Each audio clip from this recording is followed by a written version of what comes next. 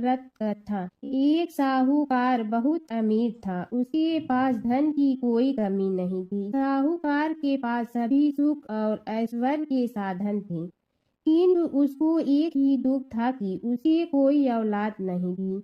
दिन रात वह इसी चिंता में लगा रहता और वह पुत्र पाने के लिए हर सोमवार को भगवान चंद्रदेव वह शिव जी की पूजा करता, वह व्रत रखता था। साहूकार की भोलेनाथ के प्रति ऐसी भक्ति देखकर एक बार माँ पार्वती जी ने शिव जी से कहा, हे नाथ, ये साहूकार आपका अनन्य भक्त है और सदैव ही आपका व्रत और पूजा भक्ति भाव से किया करता है। आप कृपा करके इसकी मनोकामना को पूरी कर दें। पार्वती जी के ऐसा वचन सुनकर भोलेनाथ ने माँ गौरी से कहा, हे पार्वती, यह संसार एक कर्म क्षेत्र है। यहाँ जो भी जैसा कार्य करता है उसे वैसा ही फल मिलता है, अर्थात जैसा कार्य मनुष्य करता है वैसा ही परिणाम भोगता है। किंतु माता पार्वती आग्रह पूर्वक बोली, हे महादेव, यह आपका अनन्य भक्त है, यदि इसको कोई भी दुख है तो आपको उसे अवश्य दूर करना चाहिए। यदि आप अपने भक्तों की मनोकामनाएं पूरी नहीं करेंगे तो क्यों मनुष्य आपकी भक्ति सेवा व पूजन करेगा। पार्वती जी के इस आग्रह को सुनकर शिव जी ने कहा, हे शिवे, इस साहूकार के कोई पुत्र नहीं है, इसी कारण यह दिन रात चिंतित व दुखी रहता है। इसके भाग्य में संतान न होने पर भी मैं इसे पुत्र प्राप्ति के लिए वरदान देता हूँ, किंतु इसका पुत्र केवल 12 वर्ष तक ही जीवित रह सकता है, इसके बाद वह मर जाएगा। इसे अधिक मैं इस साहूकार के लिए कुछ नहीं कर सकता। यह सब बातें साहूकार सुन रहा था। उसे यह सारी बातें सुनकर न कोई खुशी हुई और न ही कोई दुख। वह पूर्व व्रत शिव की पूजा व व्रत करता रहा। कुछ समय पश्चात साहूकार की पत्नी गर्भवती हो गई और 10वें महीने में उसने एक बहुत ही सुंदर पुत्र को जन्म दिया। साहूकार के घर में बहुत खुशियां मनाई गई, किंतु साहूकार ने अपने पुत्र की 12 वर्ष की उम्र जानकर कोई खुशी प्रकट नहीं की और इस संबंध में किसी को कोई भेद भी नहीं बताया। वह बालक धीरे धीरे बड़ा होने लगा। जब वह बालक 11 साल का हो गया तो बालक की माता ने साहूकार से उसके विवाह के लिए कहा, किंतु साहूकार ने कहा कि मैं इसे काशी जी पढ़ने भेजूंगा। साहूकार ने अपने साले को बुलाकर कहा कि तुम इस बालक को काशी पढ़ाने ले जाओ और इसे विधिवत शिक्षा ग्रहण कराओ। साहूकार ने उसको बहुत सा धन देकर कहा कि रास्ते में जहाँ कहीं भी ठहरो वहाँ यज्ञ और ब्राह्मणों को भोजन कराते जाना। इस प्रकार वह दोनों मामा भांजे रास्ते में यज्ञ करते, दान देते और ब्राह्मणों को पूजन कराते जा रहे थे। रास्ते में एक शहर पड़ा। उस शहर में राजा की कन्या का विवाह था। एक अन्य राजा का लड़का बारात लेकर आया था, लेकिन वह एक आंख से काना था। लड़के के पिता को इस बात की चिंता थी कि वर को देखकर कन्या के माता पिता विवाह में किसी प्रकार की अड़चन न डालें। इसी कारण जब उन्होंने साहूकार के अति सुंदर बेटे को देखा तो उसके मन में विचार आया कि क्यों न इस लड़के से विवाह का कार्य पूर्ण करा लिया जाए। यह विचार कर उसने लड़के और उसके मामा से कहा कि यदि आप फेरे व कन्यादान का कार्य पूर्ण करा देंगे तो आपकी बड़ी कृपा होगी और हम आपको बहुत सारा धन देंगे। साहूकार के लड़के और उसके मामा ने इस बात को स्वीकार कर लिया था। विवाह का काम भली प्रकार से पूरा हो गया।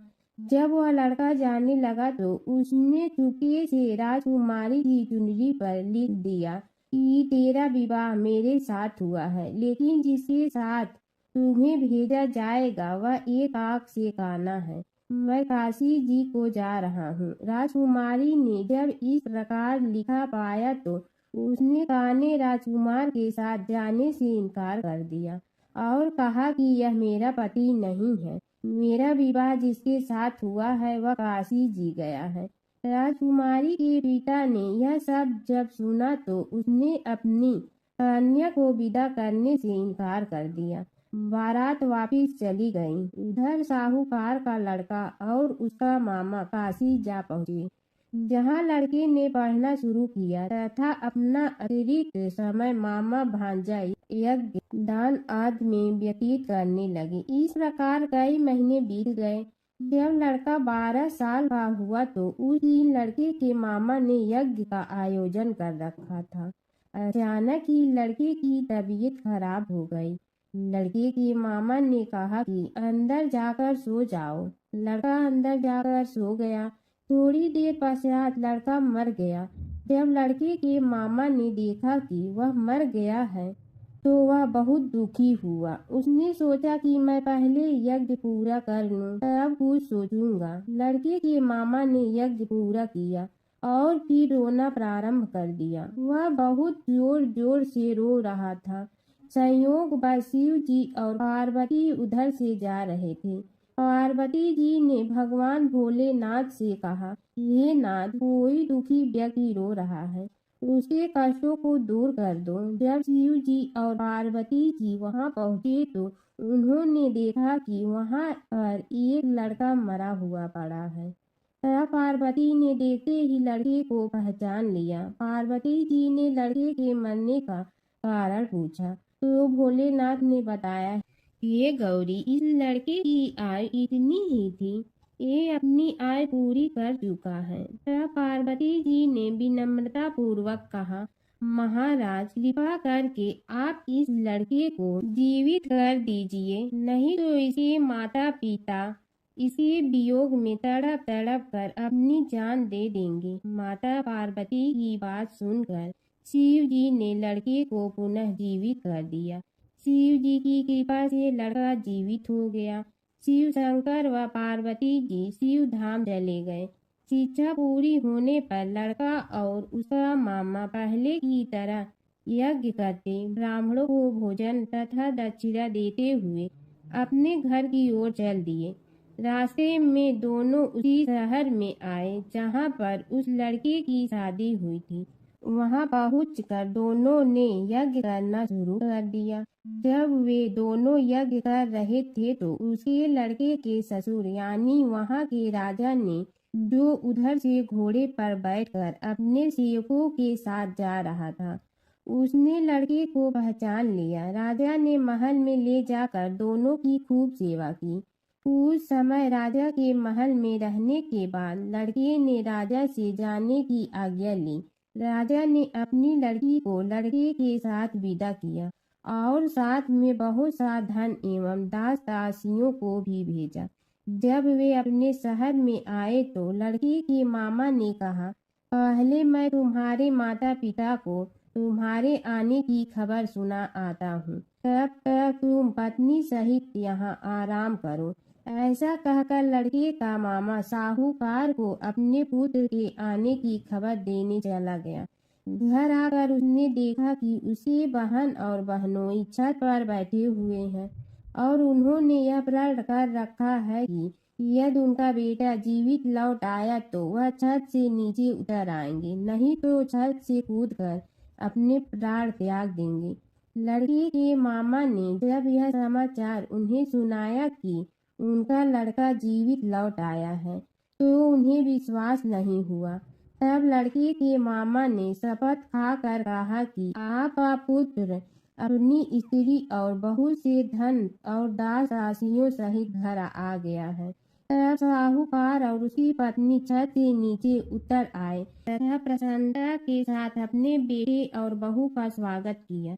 सभी प्रसन्नता के साथ रहने लगे। इस प्रकार भक्ति भाव से जो भी प्राणी सोमवार के व्रत का पालन करता है तथा प्रेम पूर्वक इस कथा को सुनता या पढ़ता है तो उसके सभी कष्ट दूर होते हैं, सारी मनोकामनाएं पूर्ण होती हैं और इस लोक में सभी सुख सुविधाओं को भोग कर अंत में उसे शिवलोक की प्राप्ति होती है। भगवान शिव और माता सती की कथा। दक्ष प्रजापति की सभी पुत्रियां गुणवती थीं। फिर भी दक्ष के मन में संतोष नहीं था। वे चाहते थे उनके घर में एक ऐसी पुत्री का जन्म हो जो सर्व शक्ति संपन्न हो एवं सर्व विजयिनी हो। अतः दक्ष एक ऐसी ही पुत्री के लिए तप करने लगे। तप करते करते अधिक दिन बीत गए तो भगवती आद्या ने प्रकट होकर कहा, मैं तुम्हारे तप से प्रसन्न हूँ। तुम किस कारण तप कर रहे हो? दक्ष ने तप करने का कारण बताया तो माँ बोली, मैं स्वयं पुत्री रूप में तुम्हारे यहाँ जन्म धारण करूँगी। मेरा नाम होगा सती। मैं सती के रूप में जन्म लेकर अपनी लीलाओं का विस्तार करूँगी। फलतः भगवती आद्या ने सती रूप में दक्ष के यहाँ जन्म लिया। सती दक्ष की सभी पुत्रियों में सबसे अलौकिक थी। सती ने बाल्यावस्था में ही कई ऐसे अलौकिक आश्चर्यचकित करने वाले कार्य कर दिखाई थी, इन्हें देखकर स्वयं दक्ष को भी विस्मयता होती रहती थी। जब सती विवाह योग्य हो गई तो दक्ष को उनके लिए वर की चिंता होने लगी।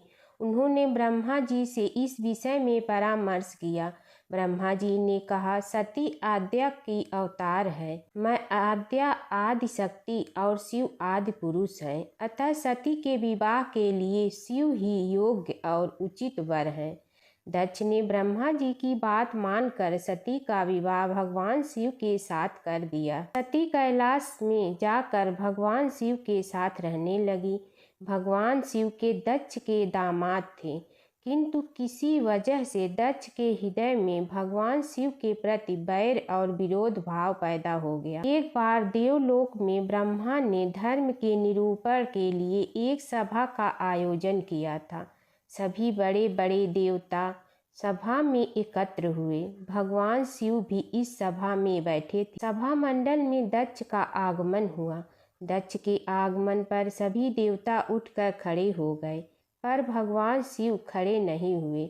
उन्होंने दक्ष को प्रणाम भी नहीं किया। फलतः दक्ष ने अपमान का अनुभव किया। केवल यही नहीं, उनके हृदय में भगवान शिव के प्रति ईर्ष्या की आग जल उठी। वे उनसे बदला लेने के लिए समय और अवसर की प्रतीक्षा करने लगे। एक बार सती और शिव कैलाश पर्वत पर बैठे हुए परस्पर वार्तालाप कर रहे थे। उसी समय आकाश मार्ग से कई विमान कनखल की ओर जाते हुए दिखाई पड़े। सती ने उन विमानों को देखकर भगवान शिव से पूछा, प्रभु ये सभी विमान किसके हैं और कहाँ जा रहे हैं? भगवान शंकर ने उत्तर दिया, आपके पिता ने बड़े यज्ञ का आयोजन किया है। समस्त देवता और देवांगनाएं इन विमानों में बैठकर उसी यज्ञ में सम्मिलित होने के लिए जा रहे हैं। इस पर सती ने दूसरा प्रश्न किया, क्या मेरे पिता ने आपको यज्ञ में सम्मिलित होने के लिए नहीं बुलाया? भगवान शंकर ने उत्तर दिया, आपके पिता मुझसे बैर रखते हैं, फिर वे मुझे क्यों बुलाने लगे? सती मन ही मन सोचने लगी, फिर बोली, यज्ञ के इस अवसर पर अवश्य मेरी सभी बहनें आएंगी। उनसे मिले हुए बहुत दिन हो गए। यदि आपकी अनुमति हो तो मैं भी अपने पिता के घर जाना चाहती हूँ। यज्ञ में सम्मिलित हो लूँगी और बहनों से भी मिलने का अवसर मिलेगा। भगवान शिव ने उत्तर दिया, इस समय वहाँ जाना उचित नहीं होगा। आपके पिता मुझसे बैर रखते हैं। हो सकता है वे आपका भी अपमान करें। बिना बुलाए किसी के घर जाना उचित नहीं होता है। इस पर सती ने प्रश्न किया, ऐसा क्यों? भगवान शिव ने उत्तर दिया, विवाहित लड़की को बिना बुलाए पिता के घर नहीं जाना चाहिए, क्योंकि विवाह हो जाने पर लड़की अपने पति की हो जाती हैं। पिता के घर से उसका संबंध टूट जाता है। लेकिन सती पीहर जाने के लिए हठ करती रही, अपनी बात बार बार दोहराती रही। उनकी इच्छा देखकर भगवान शिव ने पीहर जाने की अनुमति दे दी। उनके साथ अपना एक गढ़ भी साथ में भेज दिया। उस गढ़ का नाम वीरभद्र था। सती वीरभद्र के साथ अपने पिता के घर गई। घर में सती से किसी ने भी प्रेम पूर्वक वार्तालाप नहीं किया। दक्ष ने उन्हें देखकर कहा, तुम क्या यहाँ मेरे अपमान कराने आई हो? अपनी बहनों को तो देखो, वे किस प्रकार भांति के अलंकारों और सुंदर वस्त्रों से सुसज्जित हैं। तुम्हारे शरीर पर मात्र बाघांबर है। तुम्हारा पति शमशानवासी और भूतों का नायक है। वह तुम्हें बाघंबर छोड़कर और पहना ही क्या सकता है। दक्ष के कथन से सती के हृदय में पश्चाताप का सागर उमड़ पड़ा। वे सोचने लगी, उन्होंने यहाँ आकर अच्छा नहीं किया। भगवान ठीक ही कह रहे थे, बिना बुलाए पिता के घर भी नहीं जाना चाहिए। पर अब क्या हो सकता है, अब तो आ ही गई हूँ। पिता के कटु और अपमानजनक शब्द सुनकर भी सती मौन रही। वे उस यज्ञ मंडल में गई जहाँ सभी देवता और ऋषि मुनि बैठे थे तथा यज्ञ कुंड में धू धू करती जलती हुई अग्नि में आहुतियाँ डाली जा रही थी। सती ने यज्ञ मंडप में सभी देवताओं के तो भाग देखे, किंतु भगवान शिव का भाग नहीं देखा। वे भगवान शिव का भाग न देखकर अपने पिता से बोली, पितृ श्रेष्ठ, यज्ञ में तो सबके भाग दिखाई पड़ रहे हैं, किंतु कैलाशपति का भाग नहीं है। आपने उनका भाग क्यों नहीं रखा? दक्ष ने गर्व से उत्तर दिया, मैं तुम्हारे पति शिव को देवता नहीं समझता। वह तो भूतों का स्वामी, नग्न रहने वाला और हड्डियों की माला धारण करने वाला है। वह देवताओं की पंक्ति में बैठने योग्य नहीं है।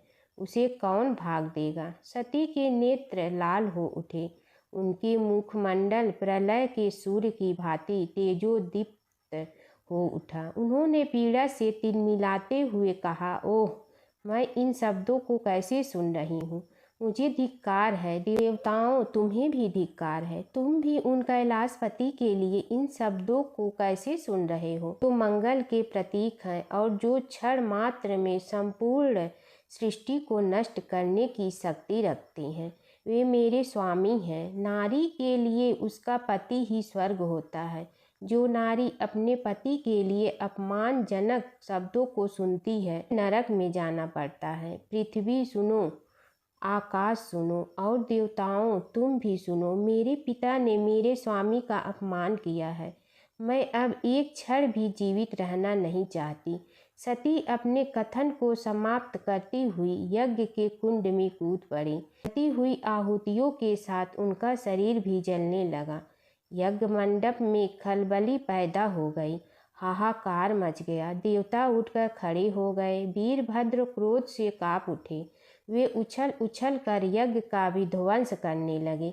यज्ञ मंडप में भगदड़ मच गई। देवता और ऋषि मुनि भाग खड़े हुए। वीरभद्र ने देखते ही देखते दक्ष का मस्तक काट कर फेंक दिया। समाचार भगवान शिव के कानों में भी पड़ा। वे प्रचंड आंधी की भांति कनखल जा पहुँचे। सती के जले हुए शरीर को देखकर भगवान शिव ने अपने आप को भूल गए।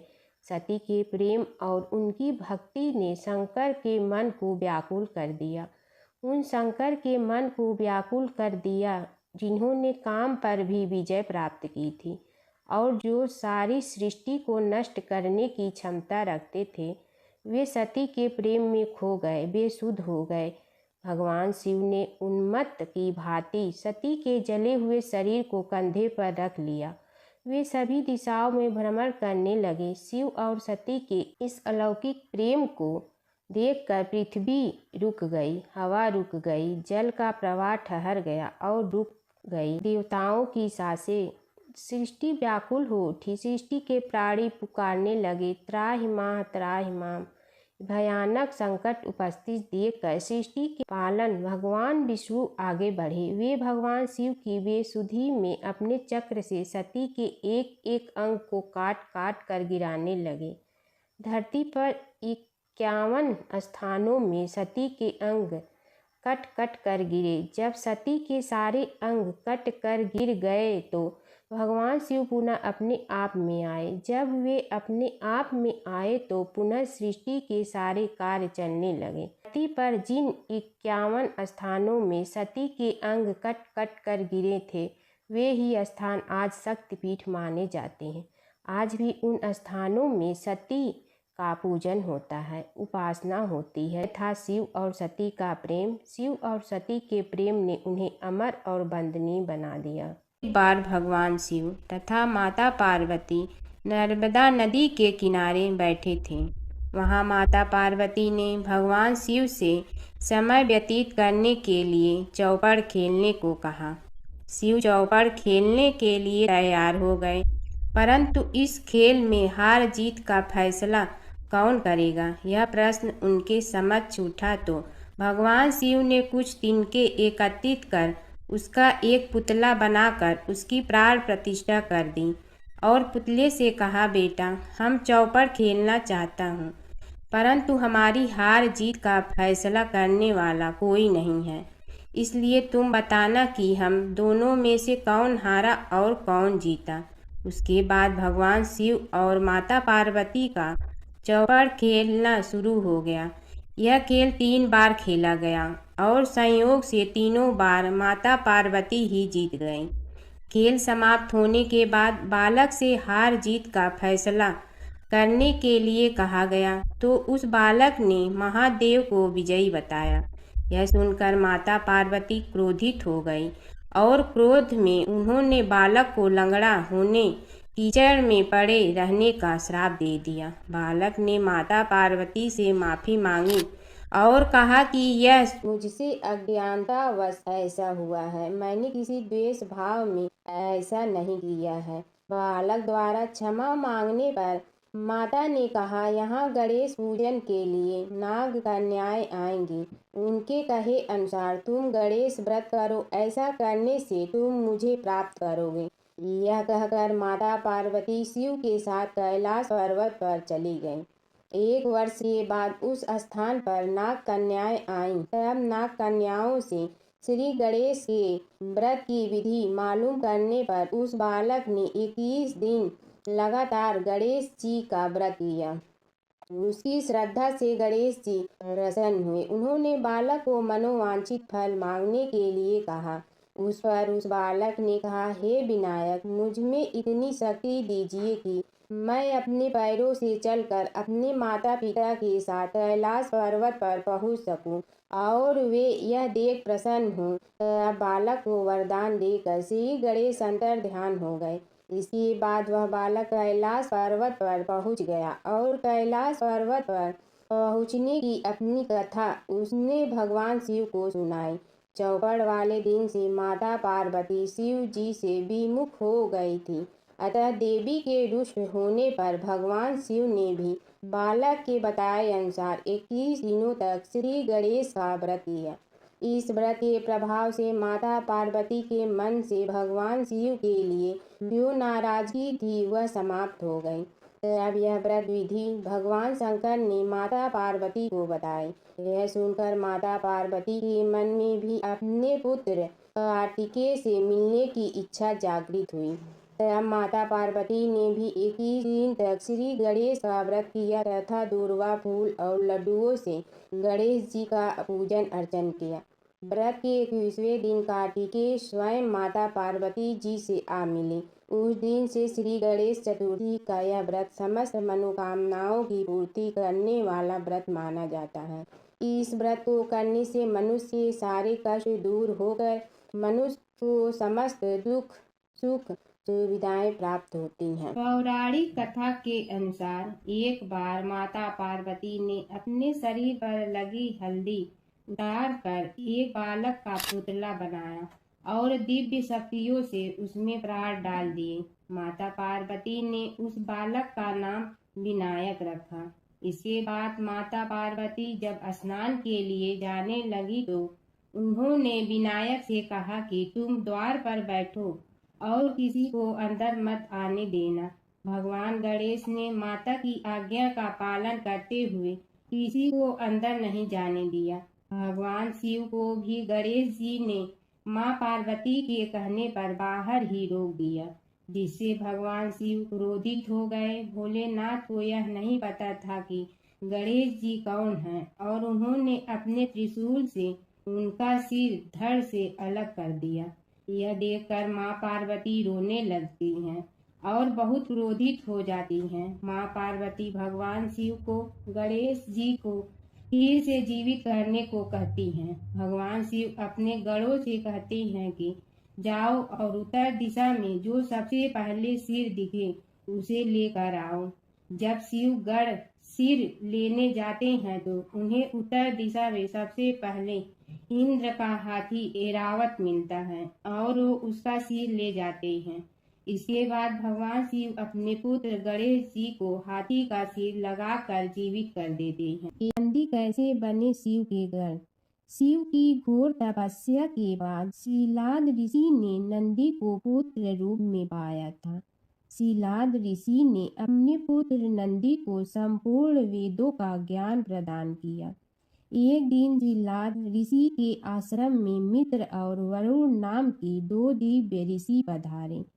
नंदी ने अपने पिता की आज्ञा से उन ऋषियों की उन्होंने अच्छे से सेवा की। जब ऋषि जाने लगे तो उन्होंने शीलाद ऋषि को तो लंबी उम्र और खुशहाल जीवन का आशीर्वाद दिया, लेकिन नंदी को नहीं। तब शीलाद ऋषि ने उनसे पूछा कि उन्होंने नंदी को आशीर्वाद क्यों नहीं दिया। इस पर ऋषियों ने कहा कि नंदी अल्पायु है। यह सुनकर शीलाद ऋषि चिंतित हो गए। पिता की चिंता को नंदी ने जानकर पूछा, क्या बात है पिताजी? तब पिताजी ने कहा कि तुम्हारी अल्पायु के बारे में ऋषि कह गए हैं, इसीलिए मैं चिंतित हूँ। यह सुनकर नंदी हंसने लगा और कहने लगा कि आपने मुझे भगवान शिव की कृपा से पाया है, तो मेरी उम्र की रक्षा भी वही करेंगे। आप क्यों चिंता करते हैं? इतना कहते ही नंदी भुवन नदी के किनारे शिव की तपस्या करने के लिए चले गए। कठोर तप के बाद शिव जी प्रकट हुए और कहा, वरदान मांगो वत्स। तब नंदी ने कहा कि मैं उम्र भर आपके सानिध्य में रहना चाहता हूँ। नंदी के समर्पण से प्रसन्न होकर भगवान शिव ने नंदी को पहले अपने गले लगाया और उन्हें बैल का चेहरा देकर उन्हें अपने वाहन, अपना दोस्त, अपने गढ़ों में सर्वोत्तम के रूप में स्वीकार कर। एक बार एक नगर में एक मालिन रहती थी। उसके पति चल बसे थे। उसका एक 4 साल का पुत्र था। उसकी सास कठोर हृदय की स्त्री थी। वह बहू को बहुत तकलीफ देती थी। एक दिन सास ने बहू और पोते को घर से निकाल दिया। वे दोनों रोते हुए चलते चलते एक जंगल में जा पहुँचे। वहाँ एक बड़े पेड़ के नीचे बैठ गए। वहाँ से थोड़ी दूर पर एक गणेश जी का मंदिर था। वहाँ बहुत लोग गणेश जी के दर्शन करने आते थे। दर्शन करके गणेश जी को प्रसाद चढ़ाते थे। फिर वह प्रसाद सबको बांट देते थे। इस प्रसाद से माँ बेटे का गुजारा होने लगा। दोनों गणेश जी की पूजा पाठ में लग गए। एक दिन उन्होंने सोचा क्यों न हम भी जंगल से फूल लाकर बेचें। वे रोज जंगल से फूल लाकर उसकी माला बनाकर बेचने लगे। साथ में पूजा की सामग्री और प्रसाद भी बेचने लगे। इससे उनको आमदनी होने लगी। गणेश जी की कृपा से आमदनी बढ़ने लगी। जल्दी ही उन्होंने एक मकान और एक दुकान बना लिया। एक राजा की लड़की मंदिर में रोज पूजा करने आती थी।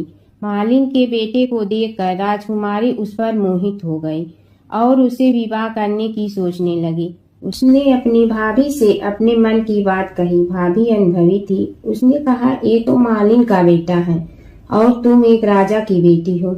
यदि तुमने उससे विवाह किया तो तुम्हारी बहुत बेइज्जती होगी। पर राजकुमारी अपनी बात पर अड़ी रही। उसने कहा, मैंने तो प्रतिज्ञा कर ली है कि उसी से विवाह करूंगी। भाभी ने घर जाकर सारी बात राजा को बता दी। राजा ने मना नहीं किया और विवाह के लिए तैयार हो गए।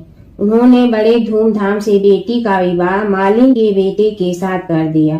मालिन ने सबसे पहले बेटे बहू को गणेश जी के मंदिर में ले जाकर पूजा पाठ करवाया और गणेश जी का आशीर्वाद दिलवाया। इसके बाद पूरे नगर में यह बात फैल गई कि गणेश जी की पूजा करने से सब दुख कष्ट दूर हो जाते हैं। इस बात पर सुनते ही नगर के सभी लोग मंदिर आने लगे। मालिन और उसके बेटे की बिक्री और बढ़ गई। उधर उसकी सास के बुरे दिन आ गए। अन्नदाता उससे रूठ गए और वह भूखों मरने लगी। एक दिन वह रोती धोती उसी गणेश जी के मंदिर में आ पहुंची। वहां वह मालिन के बेटे से बोली, मैं भूखी हूँ, मुझे रोटी कपड़ा दे दो, इसके बदले में तुम्हारा सारा काम कर दूंगी। लड़के को दया आ गई और उसे काम पर रख लिया। उसने अपनी दादी को नहीं पहचाना। जब मालिन घर आई तो उसने सास को पहचान लिया। वह सास से बोली, सासू जी आप यहाँ कैसे?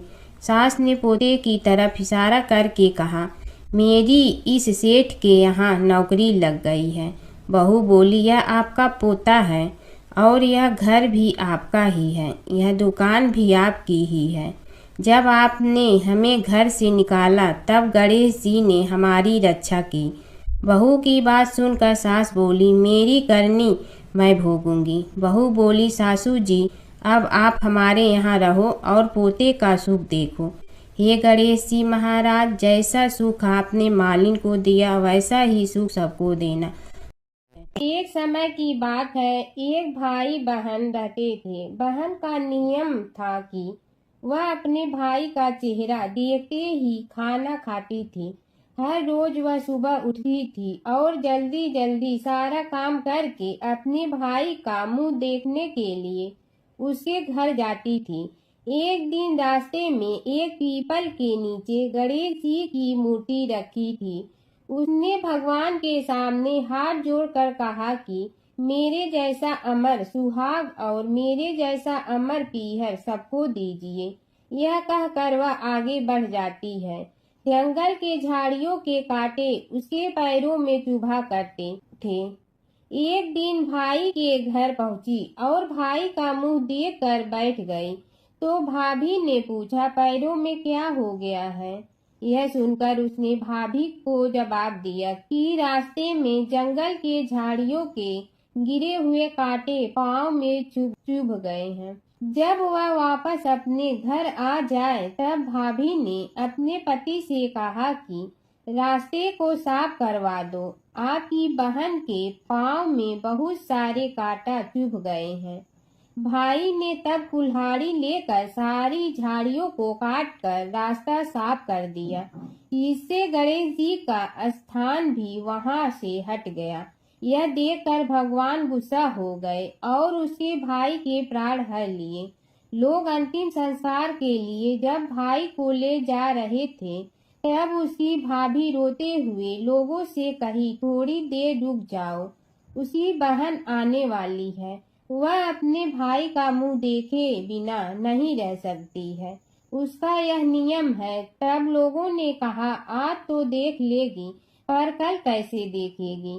रोज दिन की तरह बहन अपने भाई का मुंह देखने के लिए जंगल में निकली। तब जंगल में उसने देखा कि सारा रास्ता साफ किया हुआ है।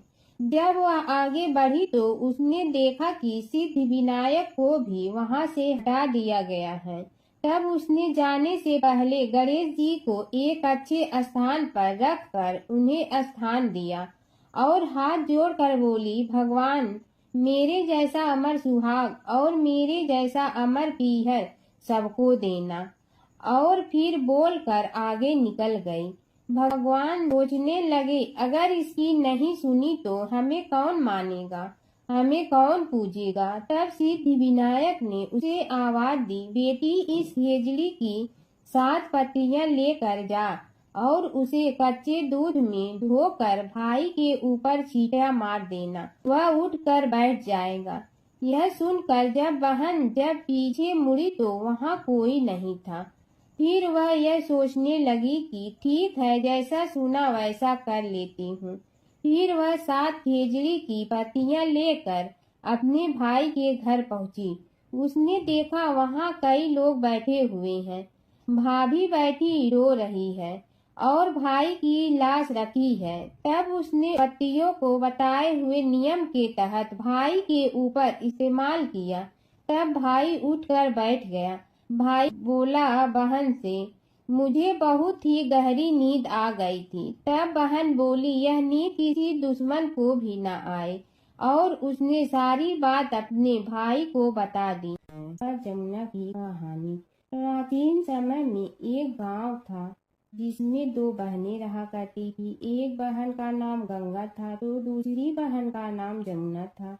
एक बार दोनों बहनें एक साहूकार के खेत से गुजर रही थी तो जमुना ने 13 दाने जौ के तोड़ लिए, जिसे देख गंगा बोली कि तुझे तो ग्रहण लग गया, तूने चोरी की है।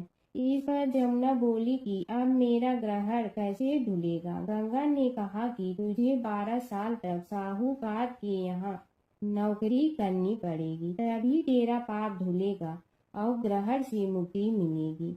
जमुना साहूकार के यहाँ नौकरी के लिए जाती है और अपने लिए काम मांगती है। साहूकार उसे काम पर रख लेता है, लेकिन काम करने से पहले जमुना उसे कहती है कि मैं सारे काम करूंगी लेकिन 4 काम नहीं करूंगी।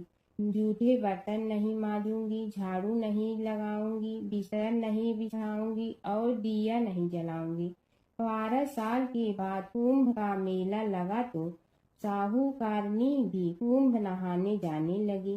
जमुना ने उसे जाते देख कहा कि कुंभ के मेले में मेरी बहन गंगा मिलेगी तो उसे यह सोने का टक्का दे देना, इससे वह अपने हाथों में सुंदर चूड़ियां पहन लेगी। साहूकारनी ने कुंभ के मेले में गंगा को वह सोने का टका दे दिया। गंगा ने उनसे वह टका लेते हुए कहा कि मेरी बहन को कहना कि उसे 12 वर्ष पूरे हो गए हैं, अब वह वहां वापिस आ जा। साहूकार व साहूकारनी वापिस घर आए तब जमुना मटके में पानी भर रही थी। दोनों जमुना से बोले कि हमने सोने का वह टका तेरी बहन गंगा को दे दिया था और उसने कहा है कि तेरे 12 वर्ष पूरे हो गए हैं, इसलिए अब तुम वापिस जाओ। यह समाचार सुनते ही जमुना सहस्त्र धारा में बदल गई और बहने लगी। जमुना जी का यह रूप देखकर साहूकार और साहूकारनी परेशान हो गई थी। हमारे घर में जमुना माता ने काम किया, हमें तो अब ग्रहण लग गया है, हम यह ग्रहण कैसे उतारेंगे। जमुना भागकर गंगा माता के पास चली गई। गंगा ने जमुना से पूछा कि तुम साहूकारनी से पूछ कर आई हो या ऐसे ही बिना बताए आ गई। तब जमुना बोली कि मैं तो कुछ भी बताकर नहीं आई हूँ। गंगा ने कहा कि जा उन्हें धीरज दे आ, नहीं तो उन्हें जीवन भर असंतोष ही रहेगा। गंगा के कहने पर जमुना माता ने साहूकारनी को सपने में दर्शन दिए और कहा कि तुम दोनों उल्टे माथे क्यों पड़े हो, जाओ उठकर खाओ पियो। तब दोनों बोले कि हम कैसे उठें, हमें तो ग्रहण लगा है, क्योंकि हमने उल्टे सीधे और पता नहीं कितने नीच कार्य आपसे कराए हैं। तब जमुना जी बोली कि तुम्हें ग्रहण नहीं लगा है, ग्रहण तो मुझे लगा था कि मैंने तुम्हारे खेत से 13 दाने जौ के चुराए थे। मैं तो अपना ग्रहण उतारने तुम्हारे घर आई थी। मेरा ग्रहण तुम्हारे घर में 12 वर्ष तक रहने से उतर गया है और मेरी मुक्ति हो गई है। जमुना जी ने कहा कि तुम्हें कोई ग्रहण नहीं लगा है, उल्टे मेरे 12 वर्ष तक यहाँ रहने से तुम्हारी भी मुक्ति हो गई है। यह कहकर जमुना जी स्वप्न से चली गई। दोनों उठकर देखते हैं कि उनके घर में पहले से भी अधिक धन हो गया है। हे जमुना माता, जैसे आपने साहूकार व साहूकारनी की मुक्ति कराई, वैसे ही आप अपने सभी भक्तों की करना। प्राचीन काल की बात है। नैमिषारण्य क्षेत्र में ऋषि, महर्षि और साधु संतों का समाज जुड़ा था। उसमें श्री सूत जी भी विद्यमान थे। शौनक जी ने उनकी सेवा में उपस्थित होकर निवेदन किया कि हे अज्ञान रूप घोर तिमिर को नष्ट करने में करोड़ों सूर्यों के समान प्रकाशमान श्री सूत जी, हमारे कानों के लिए अमृत के समान जीवन प्रदान करने वाले कथा तत्व का वर्णन कीजिए।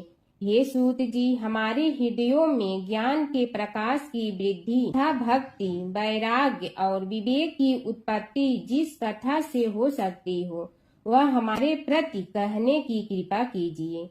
शौनक जी की जिज्ञासा से सूत जी बड़े प्रसन्न हुए। पूरा तन इतिहासों के स्मरण से उनका शरीर पुलकायमान हो रहा था। वे कुछ देर उसी स्थिति में विराजमान रहकर कुछ विचार करते रहे और अंत में बोले, शौनक जी, इस विषय में आपके चित्त में बड़ी जिज्ञासा है। आप धन्य हैं जो सदैव ज्ञान की प्राप्ति में तत्पर रहते हुए विभिन्न पुराण कथाओं की जिज्ञासा रखते हैं। आज मैं आपको ज्ञान के परम स्रोत रूप श्री गणेश जी का जन्म कर्म रूप चरित्र सुनाऊंगा। गणेश जी से ही सभी ज्ञानों सभी विद्याओं का उद्भव हुआ है। अब आप सावधान चित्त से विराजमान हो। श्री गणेश जी के ध्यान और नमस्कार पूर्वक उनका चरित्र श्रवण करें।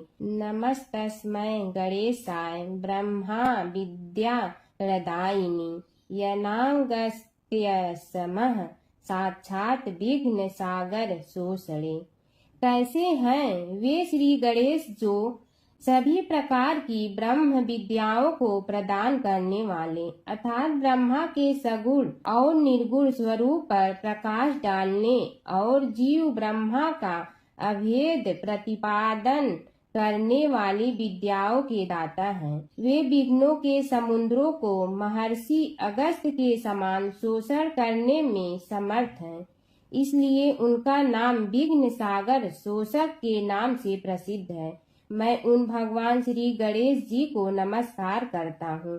प्रथम पूजा के अधिकारी श्री गणेश जी, यह कहकर सूत जी कुछ समय के लिए मौन हो गए और फिर बोले, शौनक जी, भगवान गणेश जी ही सर्वप्रथम पूजा प्राप्ति के अधिकारी हैं। किसी भी देवता की पूजा करो, पहले उनकी पूजा करो।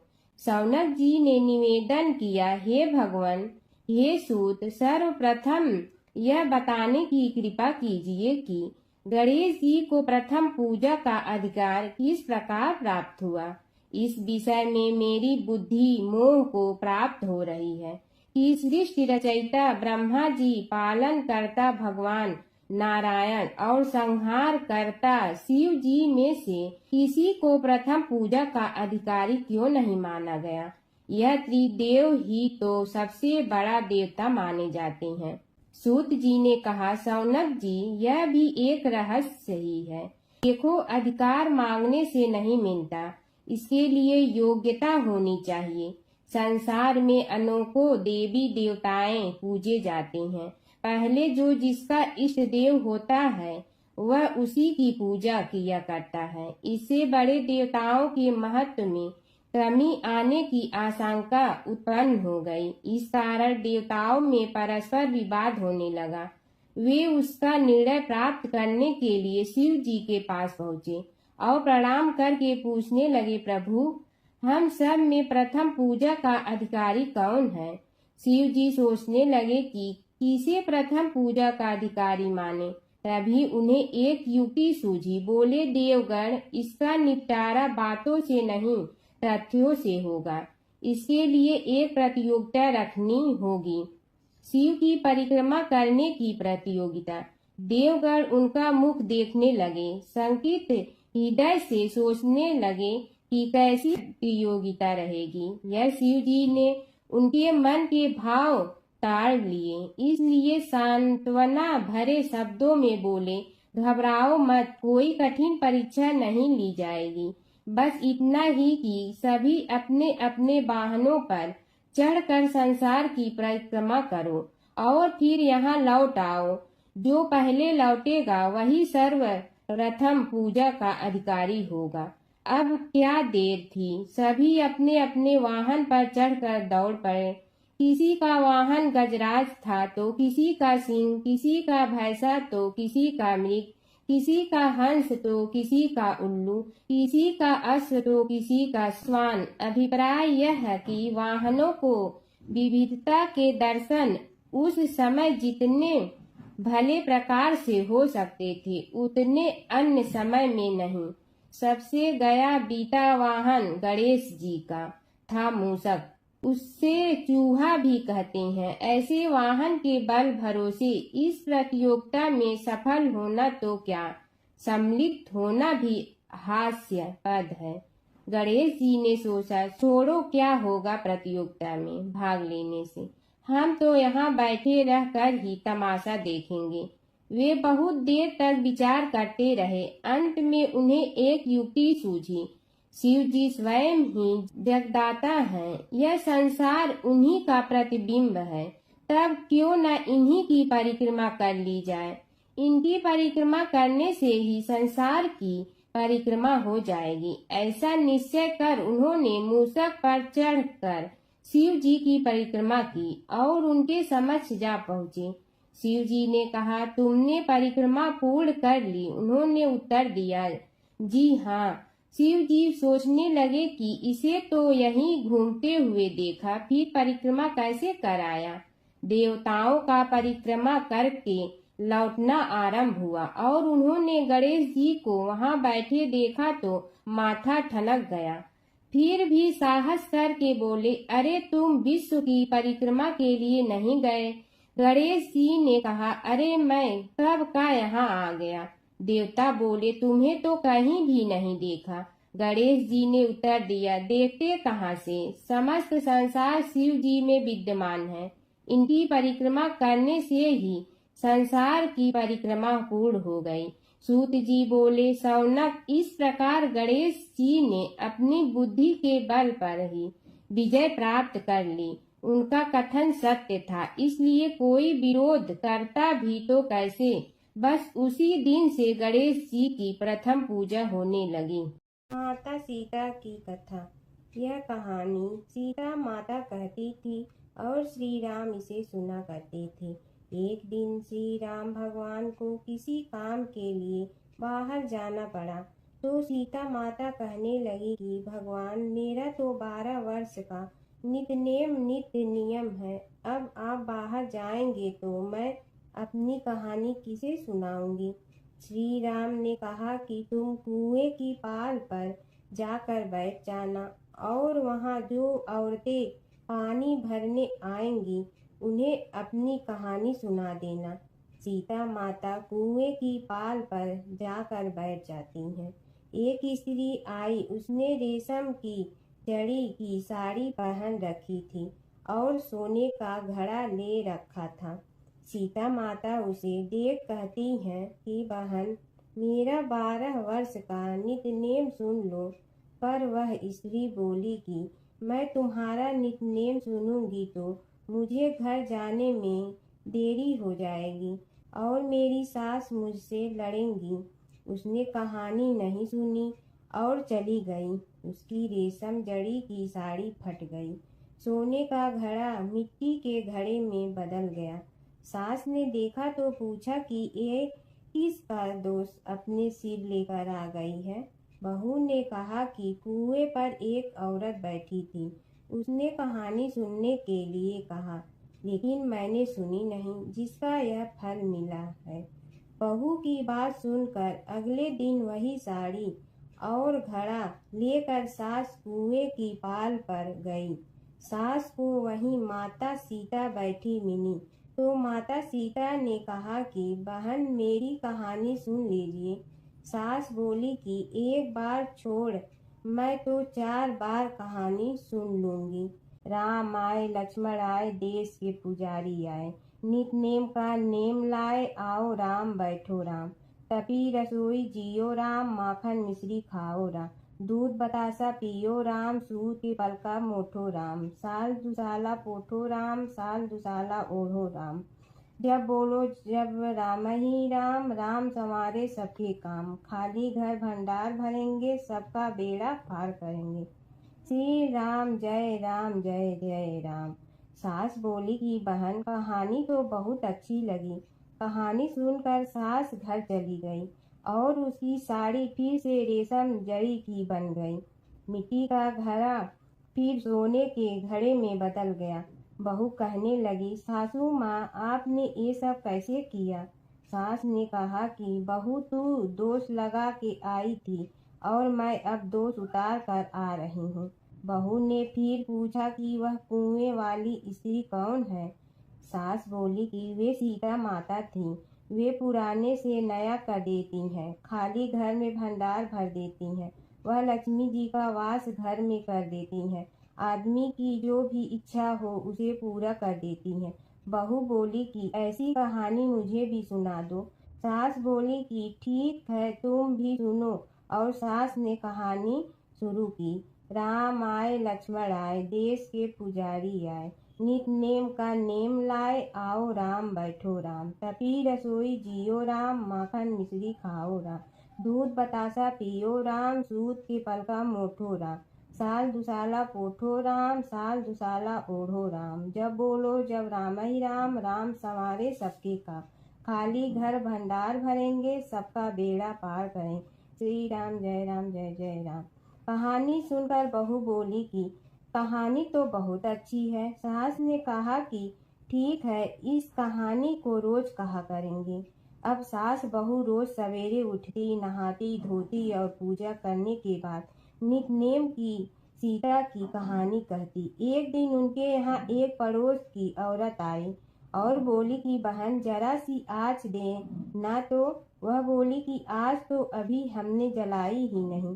पड़ोसन ने कहा कि तुम सुबह 4 बजे से उठकर क्या कर रही हो।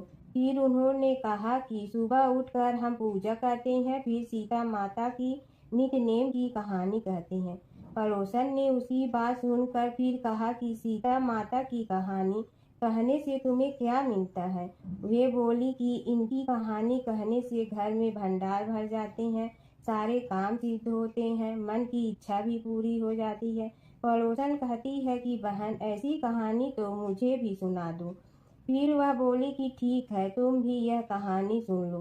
राम आए लक्ष्मण आए, देश के पुजारी आए, नित नेम का नेम लाए, आओ राम बैठो राम। सारी कहानी सुनने के बाद पड़ोसन कहने लगी, बहन कहानी तो मुझे बहुत अच्छी लगी।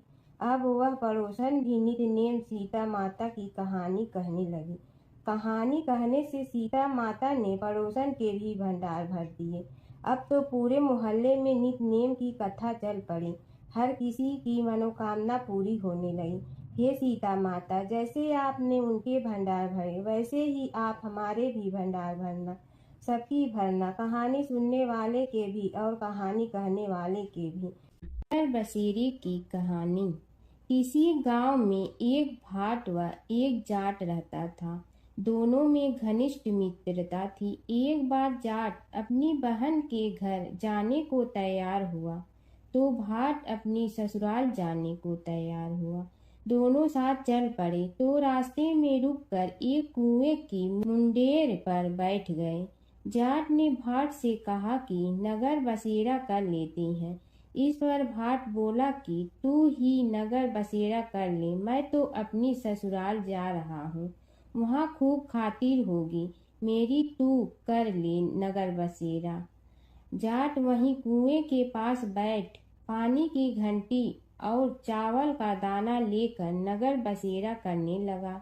नगर बसेरा करने के साथ जाट कहने लगा कि नगर बसेरा जो करे सो मल धोवे पाँव, ताता माड़ा तापसी देगी मेरी माँ, माँ देगी मावशी तेगी द्वारका का वास, मीठा मीठा घास वृंदावन का वास, 5 कुल्ठी छठी रास, मेरी जीवड़ो श्री कृष्ण के पास, डालू पानी हो जाए घी, झट से निकल जाए मेरा जी। यह सब कर कर के वह जाट बहन के पास चल पड़ा। जाट की बहन ने भाई के आने पर उसकी खातिर की। खी बूरा के साथ भाई को जिमाया। दोनों ने बैठकर ढेर सारी बातें की। इधर भाट अपने ससुराल पहुंचा तो वहां आग लगी हुई थी। आग बुझाने वह भी लग गया, जिसमें हाथ मुंह भी काले हो गए और खुद भी थोड़ा सुलझ गया। ना रोटी ना पानी के लिए ही किसी ने पूछा। एक पड़ोसन आई तो उसने भाट की सास को कहा कि जमाई आया है, जरा उस आओ भगत कर लो। बुढ़िया बोली कि सब कुछ तो जल गया है, अब कहाँ से आओ भगत करूं। तब पड़ोसन ने ही भाट को एक रोटी के साथ छाछ दी। उसने वही खाकर गुजारा किया। शाम को दोनों फिर घर की ओर चल पड़े और रास्ते में मिल गए और एक दूसरे का हाल पूछा। भाट बोला कि मेरी ससुराल में तो आग लगी हुई थी, आग बुझाते मैं खुद काला हो गया हूँ, ना रोटी मिली ना पानी। जाट बोला कि मेरी तो बहुत खातिर हुई। फिर बोला कि मैंने कहा था ना कि नगर बसेरा कर ले, अब कर ले, लेकिन भाट ने फिर मना कर दिया। कहने लगा कि चाहे रोटी दे या न दे, तेरी तो माँ है, दही चूरमा का पेड़ा धरा पाएगा। भाट ने फिर नगर बसेरा नहीं किया, जाट ने कर लिया। नगर बसेरा जो करे सो मल धोए पाँव, ताता माड़ा तापसी देगी मेरी माँ, माँ देगी मावसी देगी द्वारका का वास, मीठा मीठा घास वृंदावन का वास, 5 कुल्ठी छठी रास, मेरा जी बड़ो श्री कृष्ण के पास। डालू पानी हो जाए घी, झट से निकल जाए मेरा जी, करके वह चल पड़ा। घर पहुँचते ही जाट की मौसी ने बहुत लाड प्यार किया। उधर भाट घर गया तो उसकी भैंस खो गई थी। बाप एक लाठी रखे तो दूसरी उठाए और कहने लगा कि ससुराल गया तो आग लगा दी, अब यहाँ आया तो भैंस खो दी। बाप ने कहा कि पहले भैंस लेकर आ, तभी रोटी पानी मिलेगा। सारा दिन भाट भैंस ढूंढता रहा, लेकिन उसे भैंस नहीं मिली। जाट और भाट की मुलाकात फिर से बाजार में हो गई। जाट ने भाट के हाल चाल पूछे तो भाट बोला कि आते ही भैंस खो गई, बस उसी दिन से भैंस ढूंढ रहा हूँ। रोटियां का तो पूछो ही मत। जाट ने कहा कि मैंने तो पहले ही कहा था कि नगर बसेरा कर ले। जाट की बात सुनकर भाट बोला कि तेरे नगर बसेरे में इतनी ताकत है तो चल अब कर लेते हैं। दोनों ने बैठकर नगर बसेरा किया। नगर बसेरा जो करे सो मल धोवे पाँव, ताता माड़ा तापसी देगी मेरी माँ, माँ देगी मौसी देगी द्वारका का वास, मीठा मीठा घास वृंदावन का वास, 5 कुल्ठी छठी रास, मेरा जीवड़ो श्री कृष्ण के पास। डालू पानी हो जाए घी, झट से निकल जाए मेरा जी। दोनों के नगर बसेरा करने पर भाट जैसे ही आगे बढ़ा तो उसकी खोई भैंस मिल गई, जिसे लेकर घर पहुंचा। घर पहुंचते ही माँ ने कहा कि लड़के को आते ही घर से निकाल दिया, सारे दिन से ये भूखा प्यासा भटक रहा है। यह कहकर उसकी माँ ने उसको खूब खिलाया पिलाया। इस घटना के बाद सारे नगर में ढिंढोरा पिटवा गया कि कब कोई अपने पीहर या सास से आते जाते नगर बसेरा करें। जैसे भाट को नगर बसेरा करने का फल मिला, वैसे ही हर किसी को मिले। दूत जी बोले, हे शौनक जी, यह एक तथ्य है कि गणेश जी ही उसके पात्र हैं। वे बड़े देवता का भी कार्य सिद्धि में विघ्न उपस्थित होने पर उन विघ्न राज का आश्रय न लिया हो। हे शौनक, वे देव भी बड़े दयालु हैं। नाम तो शिव जी का ही आशुतोष है, किंतु वे सर्वात्मा और सर्वरक्षक प्रभु तो शिव जी की अपेक्षा भी शीघ्र ही प्रकट हो जाते हैं। उनका भक्त कभी किसी संकट में नहीं पड़ता। यदि प्रारब्ध वशात कभी किसी विपत्ति में पड़ भी जाता है तो गणेश्वर की उपासना करने पर उनके अनुग्रह से उनके समस्त दुख दूर होकर परम सुख की प्राप्ति होती है। शौनक ने कहा, हे सूत जी, हे महाभाग, हे प्रभु, मैं गणेश जी के विभिन्न चरित्रों का अध्ययन करना चाहता हूँ, तो मुझे बताइए कि किस ग्रंथ का अवलोकन करूँ। हे दयामय, आपको तो उनके समस्त चरित्र विदित है कि यदि आप ही उन्हें सुनाने की कृपा करें तो मेरा अत्यधिक उपकार होगा। सूत जी बोले, हे शौनक भगवान, गणेश्वर के इतने चरित्र हैं कि उन सब का कथन इस जीवा से संभव नहीं, क्योंकि प्रभु अनंत, प्रभु चरित्र अनंता वाली बात समस्त विद्वान ऋषि मुनि कहते हैं। फिर भी गणेश जी प्रथम पूजा के अधिकारी होने के कारण समस्त देव चरित्रों में जुड़े हुए हैं। इसलिए उनका प्रभाव भी सर्वाधिक व्यापक है। हे मुने, हे शौनक, वे भगवान सर्व समर्थ हैं। वे सभी का तिरस्कार करने में समर्थ हैं, किंतु उनका तिरस्कार कोई भी नहीं कर सकता। यह त्रिलोक्य उन्हीं भगवान के संकेत पर नित्य करता है। इसकी समस्त क्रियाएं उन्हीं की इच्छा पर आश्रित हैं। हे शौनक, भगवान गणेश्वर स्वयं कहते हैं, शिवे विष्णु च शक्तौ च सूर्ये मयि निराधिप यो भेद बुद्धि योगः स सम्य योगुः मतो मम। हे नरेश्वर, हे वरेण्य, शिव, विष्णु, शक्ति, सूर्य और मुझ गणेश में जो अभेद बुद्धि योग है, मेरे मत में वही सम्यक योग है। इससे यह भी सिद्ध है कि समस्त देवता उन्हीं के स्वरूप हैं। वे ही भगवान विभिन्न कार्य रूपों के अनुसार अपना भिन्न भिन्न नाम रखते हैं। हे मुनि श्रेष्ठ, उन सब देवताओं के चरित्र भी उन्हीं गणराज के चरित्र हैं। यद्यपि सब चरित्र एक ही ग्रंथ में मिलने में संभव नहीं है, फिर भी गणेश्वर के अनेकों प्रमुख चरित्रों का वर्णन गणेश पुराण में हुआ है। राजा सोमकांत का वृतांत कथन। शौनक जी ने पूछा, हे प्रभु, गणेश पुराण का आरंभ किस प्रकार हुआ, यह मुझे बताने की कृपा करे। इस पर सूत जी ने कहने लगे, हे शौनक, यद्यपि गणेश पुराण है तो बहुत प्राचीन, क्योंकि भगवान गणेश्वर तो आदि हैं। न जाने कब से गणेश जी अपने उपासकों पर कृपा करते चले आ रहे हैं। उनके अनंत चरित्र हैं, जिनका संग्रह एक महापुराण का रूप ले सकता है। उसे एक बार भगवान नारायण ने नारद जी को और भगवान ने शंकर और जगन जननी पार्वती जी को सुनाया था। बाद में वही पुराण संक्षेप रूप में ब्रह्मा जी ने महर्षि वेद व्यास को सुनाया और फिर व्यास जी ने महर्षि भृगु को सुनाया। भृगु ने कृपा करके सौराष्ट्र के एक राजा सोमकांत को सुनाया था।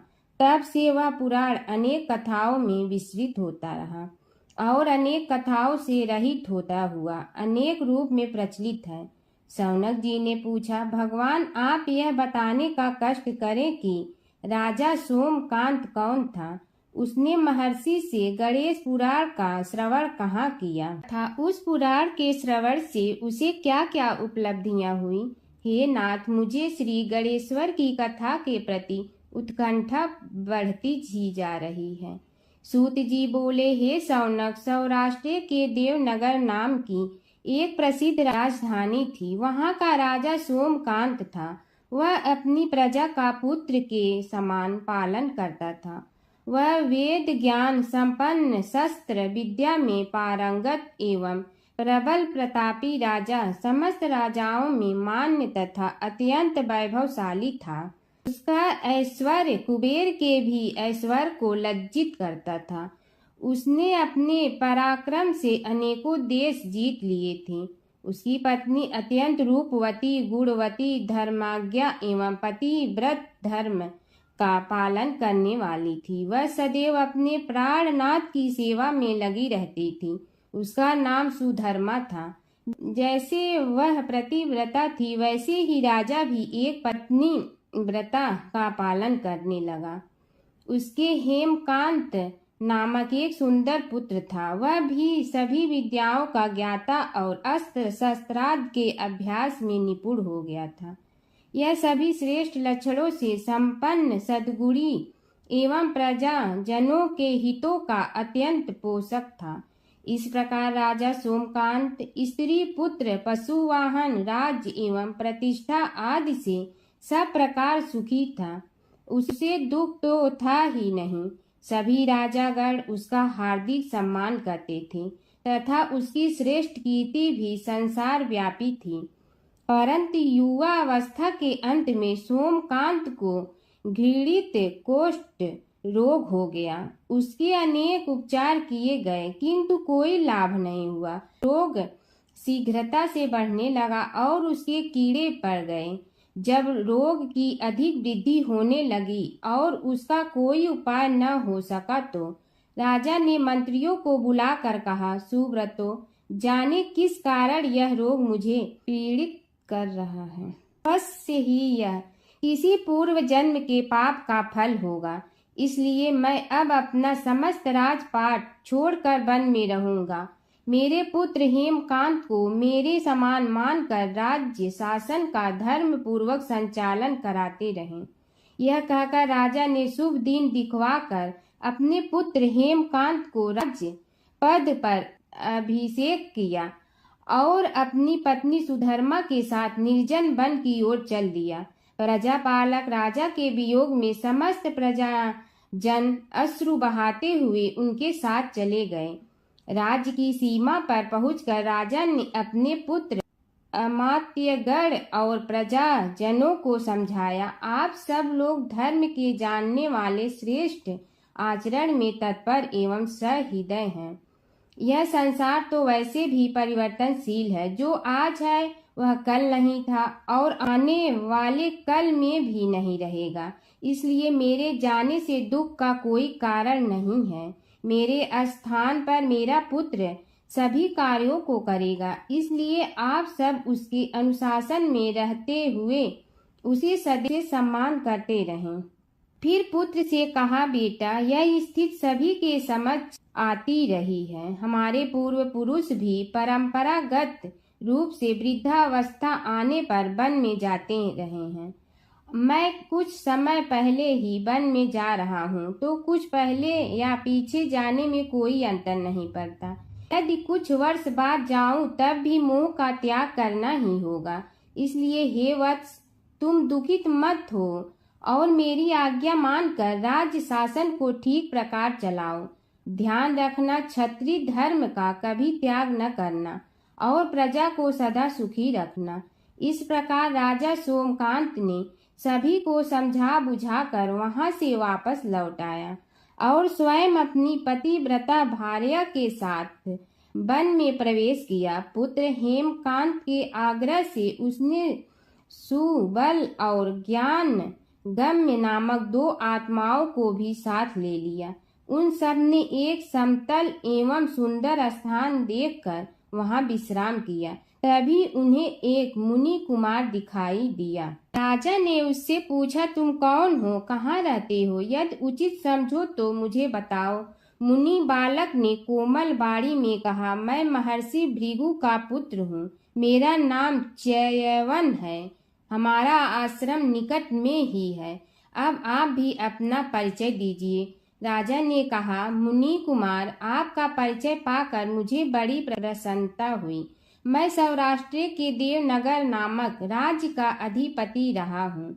अब अपने पुत्र को राज्य देकर मैंने अरण्य की शरण ली है। मुझे कुष्ठ रोग अत्यंत पीड़ित किए हुए हैं। उसकी निवृत्ति का कोई उपाय करने वाला हो तो कृपा कर मुझे बताइए। मुनि कुमार ने कहा, मैं अपने पिताजी से अपना वृतांत कहता हूँ, फिर वे जैसा कहेंगे आपको बताऊंगा। यह कहकर मुनि बालक चला गया और कुछ देर में ही आकर बोला, राजन, मैंने आपका वृतांत अपने पिताजी को बताया। उनकी आज्ञा हुई है कि आप सब मेरे साथ आश्रम में चलकर उनसे भेंट करें, तभी आपके रोग के विषय में भी विचार किया जाएगा। राजा सोमकांत के पूर्व जन्म का वृत्तांत भृगु द्वारा वर्णन। राजा अपनी पत्नी और अमात्यों के सहित च्यवन के साथ साथ भृगु आश्रम में जा पहुंचा और उन्हें प्रणाम कर बोला, हे भगवान, हे महर्षि, मैं आपकी शरण हूँ। आप मुझ कुष्ठी पर कृपा कीजिए। महर्षि बोले, राजन, यह तुम्हारे किसी पूर्व जन्म कृत पाप का ही उदय हो गया है। इसका उपाय मैं विचार करके बताऊंगा। आज तो तुम सब स्नान आज से निवृत्त होकर रात्रि विश्राम करो।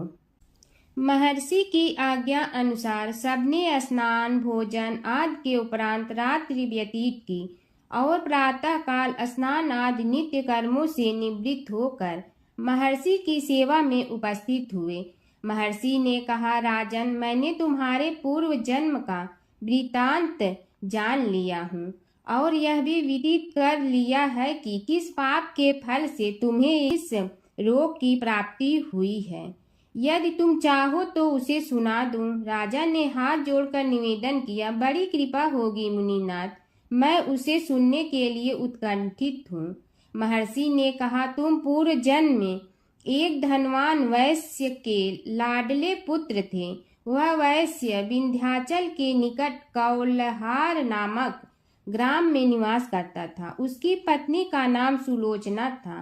तुम उसी वैश्य दंपत के पुत्र हुए। तुम्हारा नाम कामद था। तुम्हारा लालन पालन बड़े लाड चाव से हुआ।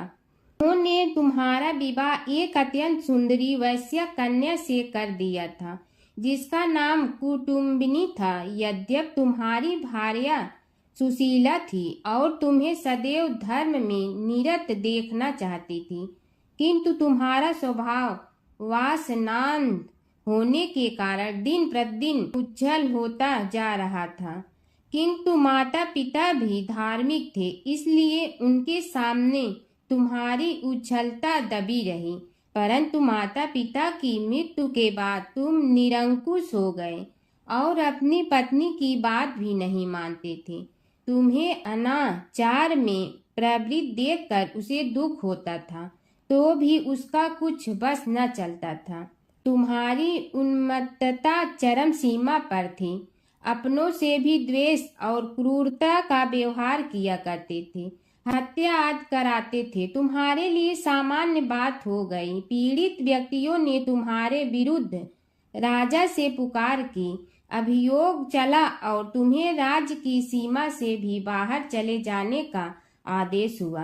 तब तुम घर छोड़कर किसी निर्जन वन में रहने लगे। उस समय तुम्हारा कार्य लोगों को लूटना और हत्या करना ही रह गया।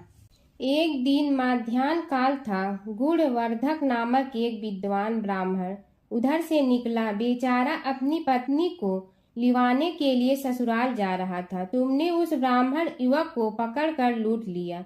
प्रतिरोध करने पर उसे मारने लगे तो वह चित्कार करने लगा, मुझे मत मार, मत मार, देख मेरा दूसरा विवाह हुआ है। मैं पत्नी को लेने के लिए जा रहा हूँ। किंतु तुम तो क्रोधवश में ऐसे लीन हो रहे थे कि तुमने उसकी बात सुनकर भी नहीं सुनी। जब उसे मारने लगे तो उसने श्राप दे दिया, अरे हत्यारे, मेरी हत्या के पाप से तो सहस्त्र कल्प तक घोर नरक भोगोगे। तुमने उसकी कोई चिंता न की और सिर काट लिया। राजन, तुमने ऐसी ऐसी एक नहीं बल्कि अनेक निरीह हत्याएं की थी, जिनकी गणना करना भी पाप है। इस प्रकार इस जन्म में तुमने घोर पाप कर्म किए थे, किंतु बुढ़ापा आने पर जब अशक्त हो गए तब तुम्हारे साथ जो क्रूर कर्मा थे वे भी किनारा कर गए। उन्होंने सोच लिया कि अब तो इसे खिलाना भी पड़ेगा, इसलिए मरने दो यहीं। अमोघ प्रभाव गणेश उपासना का कथन। राजन, अब तुम निरालंब थे, चल फिर तो सकते ही नहीं थे। भूख से पीड़ित रहने के कारण रोगों ने भी घेर लिया। उधर से जो कोई निकलता तुम्हें घृणा की दृष्टि से देखता हुआ चला जाता। तब तुम आहार की खोज में बड़ी कठिनाई से चलते हुए एक जीर्ण शीर्ण देवालय में पहुंचा। उसमें भगवान गणेश्वर की प्रतिमा विद्यमान थी। तब न जाने किस पुण्य के उदय होने से तुम्हारे मन में गणेश जी के प्रति भक्ति भाव जागृत हुआ। तुम निराहार रहकर उनकी उपासना करने लगे। उससे तुम्हें सब कुछ मिला और रोग भी कम हुआ। राजन, तुमने अपने साथियों की दृष्टि बचाकर बहुत सा धन एक स्थान पर गाड़ दिया था। अब तुमने उस धन को उसे देवालय के जीर्णोद्धार में लगाने का निश्चय किया। शिल्पी बुलाकर उस मंदिर को सुंदर और भव्य बनवा दिया। इस कारण कुख्याति सुख्याति में बदलने लगी। फिर यथा समय तुम्हारी मृत्यु हुई। यमदूतों ने पकड़कर तुम्हें यमराज के समक्ष उपस्थित किया। यमराज तुमसे बोले, जीव, तुमने पाप और पुण्य दोनों ही किए हैं और दोनों का ही भोग तुम्हें भोगना है, किंतु पहले पाप का फल भोगना चाहते हो पुण्य का। इसके उत्तर में तुमने प्रथम अपने पुण्य कर्मों के भोग की इच्छा प्रकट की और इसीलिए उन्होंने तुम्हें राजकुल में जन्म लेने के लिए भेज दिया। पूर्व जन्म में तुमने भगवान गणाध्यक्ष का सुंदर एवं भव्य मंदिर बनवाया था, इसलिए तुम्हें सुंदर देह की प्राप्ति हुई। यह कहकर महर्षि भृगु कुछ रुके। उन्होंने देखा कि राजा को इस वृतांत पर शंका हो रही है। तभी महर्षि के शरीर में असंख्य विकराल पक्षी उत्पन्न होकर राजा की ओर झपटे। उनकी चोंच बड़ी तीक्ष्ण थी, जिनसे वे राजा के शरीर को नोच नोच कर खाने लगे। उसके कारण उत्पन्न असहनीय पीड़ा से व्याकुल हुए राजा ने महर्षि के समक्ष हाथ जोड़कर निवेदन किया, प्रभु आपका आश्रम तो समस्त द्वेष आदि से परे है और यहाँ मैं आपकी शरण में बैठा हूँ, तब यह पक्षी मुझे आकर ही क्यों पीड़ित कर रहे हैं। हे मुनिनाथ, इनसे मेरी रक्षा कीजिए। महर्षि ने राजा के अंतर्वचन सुनकर सांत्वना देते हुए कहा, राजन, तुमने मेरे वचनों में शंका की थी और जो मुझ सत्यवादी के कथन में शंका करते हैं उसे खाने के लिए मेरे शरीर से इसी प्रकार पक्षी प्रकट हो जाते हैं, जो कि मेरे हुंकार करने पर भस्म हो जाया करते हैं। यह कर महर्षि ने हुंकार की और तभी वे समस्त पक्षी भस्म हो गए। राजा श्रद्धावनत होकर उनके समक्ष अश्रुपात करता हुआ बोला, प्रभु अब आप पाप से मुक्त होने का उपाय कीजिए। महर्षि ने कुछ विचार कर कहा, राजन, तुम पर भगवान गणेश्वर की कृपा सहज रूप से है और वे ही प्रभु तुम्हारे पापों को भी दूर करने में समर्थ हैं। इसलिए तुम उनके पाप नाशक चरित्रों का श्रवण करो। गणेश पुराण में उनके चरित्रों का भले प्रकार वर्णन हुआ है, अतएव तुम श्रद्धा भक्ति पूर्वक उसी को सुनने में चित्त लगाओ। राजा ने प्रार्थना की, महामुनि, मैंने गणेश पुराण का नाम भी आज तक नहीं सुना, तो उनके सुनने का सौभाग्य कैसे प्राप्त कर सकूंगा। हे नाथ, आपसे अधिक ज्ञानी और प्रकांड विद्वान और कौन हो सकता है। आप ही मुझ पर कृपा कीजिए। महर्षि ने राजा की दीनता देखकर उसके शरीर पर अपने कमंडल का मंत्रपूत जल छिड़का। तभी राजा को एक छींक आई और नासिका से एक अत्यंत छोटा काले वर्ण का पुरुष बाहर निकल आया। देखते देखते वह बढ़ गया। उसके भयंकर रूप को देखकर राजा कुछ भयभीत हुआ, किंतु समस्त आश्रमवासी वहां से भाग गए। वह पुरुष महर्षि के समक्ष हाथ जोड़कर खड़ा हो गया। उन्होंने उसकी ओर देखा और कुछ उच्च स्वर में बोले, तू कौन है, क्या चाहता है। वह बोला, मैं साक्षात पाप हूँ, समस्त पापियों के शरीर में मेरा निवास है। आपके मंत्रपूत जल के स्पर्श से मुझे विवश होकर राजा के शरीर से बाहर निकलना पड़ा है। अब मुझे बड़ी भूख लगी है, बताइए क्या खाऊं और कहाँ रहूं। महर्षि बोले, तू उस आम के अवकाश स्थान में निवास कर और उसी वृक्ष के पत्ते खाकर जीवन निर्वाह कर। यह सुनते ही वह पुरुष आम के वृक्ष के पास पहुंचा, किंतु उसके स्पर्श मात्र से वह वृक्ष जलकर भस्म हो गया। फिर जब पाप पुरुष को रहने के लिए कोई स्थान दिखाई न दिया तो वह भी अंतर्हित हो गया।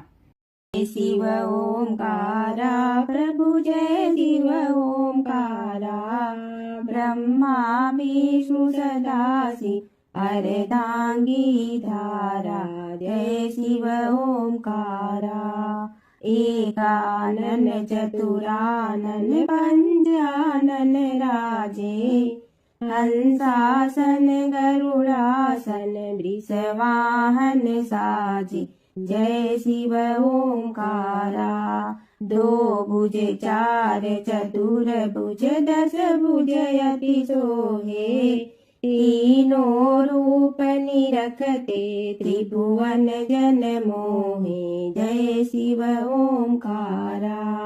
अक्षमाला बनमाला मुंड माला धारी, चंदन मृग मद सोहे भोले शुभकारी जय शिव ओंकारा श्वेतांबर पीतांबर बागंबर अंगे ब्रह्मादिक सनकादिक प्रेतादिक संगे जय शिव ओंकारा करके मध्य कमंडलु और त्रिशूलधारी सुखकारी दुखहारी जग पालनकारी जय शिव ओंकारा ब्रह्मा विष्णु सदा शिव जानत अविवेका रणवाचर में शोभित ए तीनों एका